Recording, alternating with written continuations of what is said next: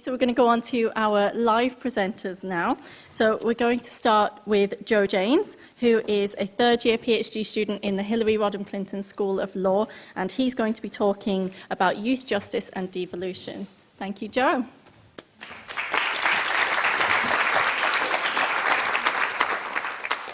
So, the evolution of devolution. Does the destiny of young people lie within the hands of the dragon? As John F. Kennedy once said, children are the living messages we send to a time we will not see. Today I hope to take you on a youth justice journey. I'll refer to that journey as the evolution of devolution. I'm Joe Janes, and today I will be your guide.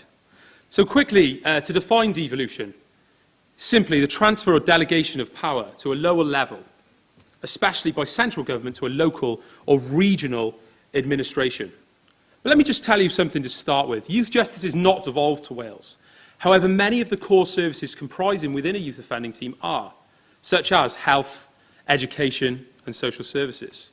You may be asking yourself, well, why does this matter? Well, it matters because it's created a cross-pollination of policy from the views of central government in Westminster and the viewpoints of the Welsh Assembly government, which has led many people to speak about a rhetoric of dragonisation of Welsh policy.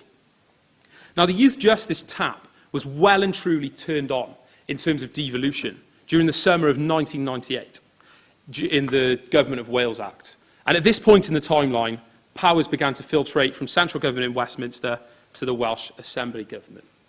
And this, coupled with a mindset that Welsh policy should reflect the culture, interests and needs of Welsh people, led further in to that rhetoric of the dragonisation of youth justice.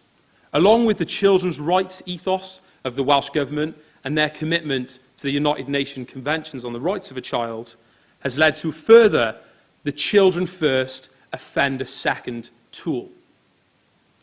My research in particular will look at the key stakeholders within the youth justice sphere, varying from politicians to policymakers, managers to practitioners. This research really is all-encompassing, and it's from the grassroots up.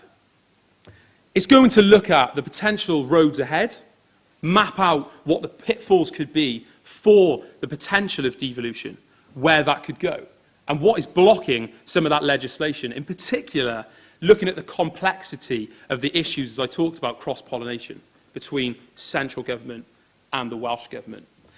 And more importantly, in a local level, working with the youth offending teams in particular who do the job day in, day out. Those people who really know what youth offending is all about. I want to speak to those, and I want, again, to get right down to the grassroots level. I want to make a difference.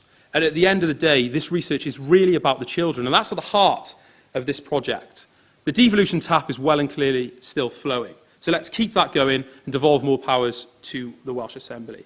As John F. Kennedy said, to echo his words, let's make that message a positive one. Children are the past, the present, and the future. Let's ensure that future is bright.